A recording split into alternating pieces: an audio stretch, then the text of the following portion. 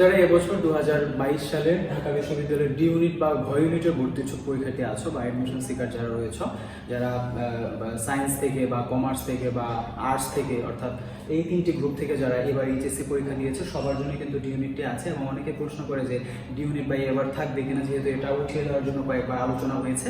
কিন্তু এখানে বেসিক কথা হচ্ছে, এটি যদি উঠিয়েও দেয় তাও কিন্তু ওই সুযোগটি থাকবে। বাট তুমি সায়েন্স থেকে বা কমার্স থেকে বা আর্টস থেকে অন্য গ্রুপে যাওয়ার যে সুযোগটি ছিল ডি ইউনিটের মাধ্যমে, সেটি কিন্তু থাকবে। ডি ইউনিটের প্রস্তুতি নিতে গেলে তোমাদের আসলে কোন কোন টপিক পড়তে হবে, বাংলা ইংলিশ সাধারণ জ্ঞানের জন্য কোন কোন টপিকে কীভাবে প্রিপারেশন নিতে হবে এবং কতদিন সময় ধরে পড়তে হবে, কিভাবে পড়তে হবে, সব কিছু আজকে এখানে বলবো আমরা গাইডলাইন হিসেবে।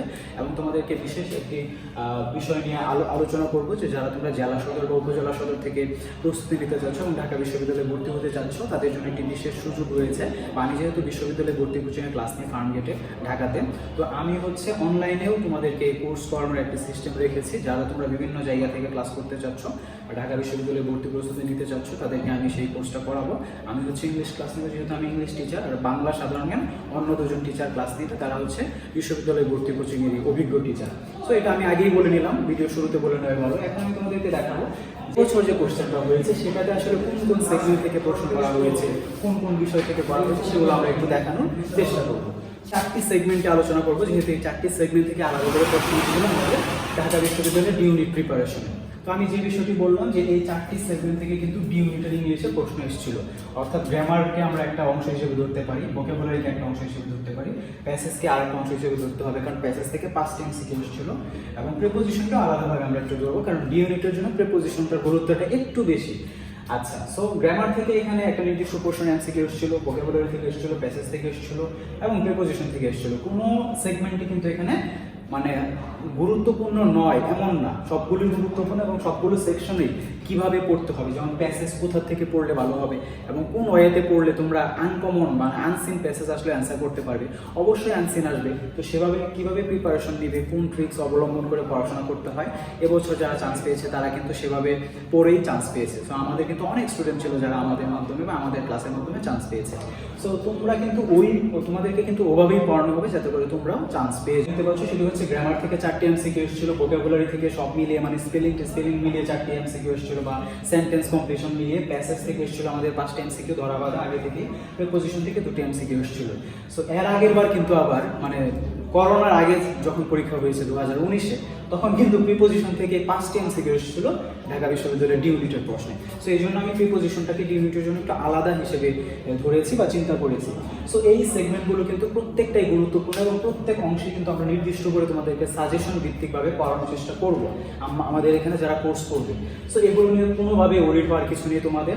এবং ভোকাবুলারি অনেক হিউজ সিলেবাস, কী কী পড়বা, কোথা থেকে পড়বা সব আমরা বলে দেবো এবং স্পেশাল সাজেশন দিব। এবং প্যাসেজের জন্য কোন ট্রিক্স অবলম্বন করে কোন কৌশলে পড়লে তোমরা আনসিন প্যাসেজের অ্যান্সার করতে পারবা, বা এমসিকিউ সলিউশন করার কিছু স্পেশাল ট্রিক্স আছে যেগুলো আমরা এই ভিডিওতে হয়তো বা দিব না। তোমাদেরকে যারা প্রাইভেটে আমাদের এখানে ভর্তি হবে বা কোর্স করবে তাদেরকে আমরা দেওয়ার চেষ্টা করবো এবং পড়ানোর চেষ্টা করবো। এবং তোমরা হচ্ছে এমনভাবে তোমাদেরকে পড়াবো এর পরবর্তীতে চান্স পেয়ে যেন তোমরাও এভাবে ক্লাস নিতে পারো বা টিচার হতে পারো, সেরকমভাবেই তোমাদেরকে পড়াবো। সো প্রিপোজিশন থেকে আলাদা কিছু বিষয় আছে, সাজেশন ভিত্তিক আমরা তোমাদেরকে দিয়ে দিব।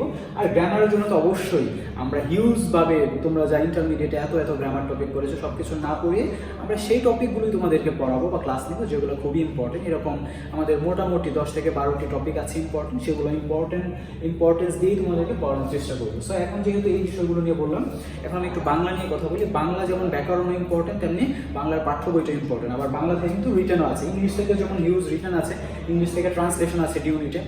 সো ট্রান্সলেশনটা আমরা ভালোভাবে পড়ানোর চেষ্টা করবো এবং প্যারাগ্রাফ আছে ডি ইউনিটে, প্যারাগ্রাফটা আমরা ভালোভাবে পড়ানোর চেষ্টা করবো। এবং আলাদা আলাদা যে বিষয়গুলো আছে সবগুলো বিষয় কিন্তু আমরা তোমাদেরকে ভালোভাবে পড়ানোর চেষ্টা করবো। সো ব্যাকরণের জন্য স্পেশাল কিছু ট্রিক্স আছে, যেমন প্রকৃতি প্রত্যয়, সন্ধি, সমাস, কারক, এগুলোর কিছু বিশেষ নিয়ম আছে যেভাবে পড়লে তোমাদের এমনিতেই তোমরা পরীক্ষাতে অ্যান্সার করতে পারবে। এমন না যে তোমার পরীক্ষাতে সমাস, সন্ধি এগুলো লিখতে হবে, জাস্ট এমসিকিউ থাকলে তুমি অ্যান্সার করে দিবা, এভাবে পড়ানোর চেষ্টা করবে। এবং সাধারণ জ্ঞান তো হিউজ সিলেবাস, তুমি কীভাবে পড়াশোনা করবা, কীভাবে সাজেশন ভিত্তিক পড়ানো হবে, এরকমভাবে আমরা সব কিছু ম্যাটেরিয়াল তৈরি করেছি, সব কিছু তোমাদেরকে দিয়ে দিব এবং সেভাবেই কিন্তু পড়ানোর চেষ্টা করবো। অর্থাৎ যিনি ক্লাস নেবেন তার ক্লাস তোমরা এমনিতেই বুঝে যাবা এবং ক্লাস করে আর তেমন বেশি পড়তে হবে না, জাস্ট তোমাকে যতটুকু সময় বলবে পড়ার জন্য ততটুকু পড়লেই হবে। তবে সাধারণ জ্ঞানের জন্য বেসিকলি ইম্পর্টেন্ট হচ্ছে প্রপার সাজেশন ভিত্তিক সিলেবাস, যে কি পড়লে আসলে পরীক্ষাতে কমন পড়বে। যেমন ঢাকা বিশ্ববিদ্যালয়ে ধরো সাধারণ জ্ঞানের যে প্রশ্ন হয়, প্রত্যেক বছর ঢাকা বিশ্ববিদ্যালয় রিলেটেড 2-1টা প্রশ্ন এমনিতেই থাকে। এরকম কিছু টপিক আছে যেগুলো প্রত্যেক বছর হুবহু একই রকমভাবেই থাকে, 2-1টা জিনিস চেঞ্জ হয়। তো ওগুলো কিন্তু আমরা ওভাবেই পড়ানোর চেষ্টা করব। আমি কিন্তু চাইলেই বাংলা সাধারণ জ্ঞান পড়াতে পারি, কিন্তু আমার যেহেতু একটি স্পেশাল সেক্টর হচ্ছে আমি ইংলিশ ক্লাস নিই, তো আমি হচ্ছে ইংলিশ নিতেই স্বাচ্ছন্দ্য বোধ করি। অন্যগুলো হয়তো বা চাইলেই পাবো পড়াতে, বা আমার হয়তো বা খরচ কম লাগবে। অন্য টিচার নিলে হয়তো তাকে আলাদা অ্যামাউন্ট দিতে হবে, টাকা দিতে হবে, পেমেন্ট দিতে হবে। বাট আমি চাচ্ছি তোমাদের কীভাবে বেস্ট আউটপুটটা তোমাদের কাছ থেকে বের করে নিয়ে আসা যায়, সেজন্য আমরা আলাদা টিচার রেখে তোমাদেরকে ক্লাসগুলো নেওয়ার চেষ্টা করবো। সো যারা হচ্ছে আমাদের এই কোর্স আউটলাইন সম্পর্কে এখনো পরিচিত না বা এখনো বিষয়টা অবগত না, তো তাদের উদ্দেশ্যে আমরা এখানে আবারও লিখে দিচ্ছি, যারা আমরা কোর্সে ভর্তি হতে চাও তাদের আলাদাভাবে প্রাইভেট ব্যাচে ক্লাস নেওয়া হবে, এবং তোমরা হচ্ছে এই নাম্বারে যোগাযোগ করবে। এটা হচ্ছে আমার নাম্বার, এই নাম্বারে কল দিলে হচ্ছে তোমাদেরকে ভর্তি করে দিব।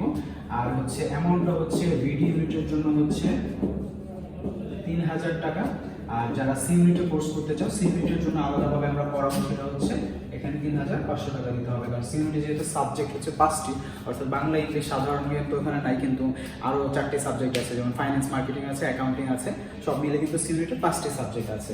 সো এটা হচ্ছে বিষয়। সো যারা হচ্ছে কোর্সে ভর্তি হতে চাও বা তাড়াতাড়ি ক্লাস শুরু করে দিতে চাও, যেহেতু জানুয়ারি 15 তারিখ থেকে শুরু হচ্ছে, সো এই নাম্বারে কিন্তু কল দেওয়াটা তোমাদের জন্য জরুরি। এবং বিশেষ করে যারা জেলা সদর, উপজেলা সদর বা গ্রাম পর্যায়ে আছে, যেখান থেকে তোমরা পারছো না বা চাচ্ছ না যে ঢাকায় এসে কোচিং করি, কারণ সামনে কিন্তু আবার হচ্ছে লকডাউন দিতে পারে, কারণ কোচিং এখন ভর্তি হলেও হয়তো বা পরে আবার অনলাইনে ক্লাস নিতে, তার মানে আলটিমেটলি কিন্তু অনলাইনেই ক্লাস করতে হবে। তো এই বিষয়টি মনে রেখে, মাথায় রেখে অবশ্যই অনুধাবন করার চেষ্টা করবে যে এই কোর্স করলে আমাদের কেমন লাভ হবে। এবং আরেকটি বিষয় আমি অবশ্যই বলবো যে তোমাদের এই কোর্সগুলো তারাই করাবে, তারাই সম্পন্ন করাবে, তারাই ক্লাস নেবে যারা হচ্ছে কিনা বিগত 4-5 বছর ধরে বিশ্ববিদ্যালয়ে ভর্তি কোচিংয়ে ক্লাস নিচ্ছে, এবং তারা অভিজ্ঞ, তারা জানে যে কীভাবে একটা স্টুডেন্টকে চান্স পাইয়ে দিতে হয় বা কী পড়লে চান্স পাওয়া যায়।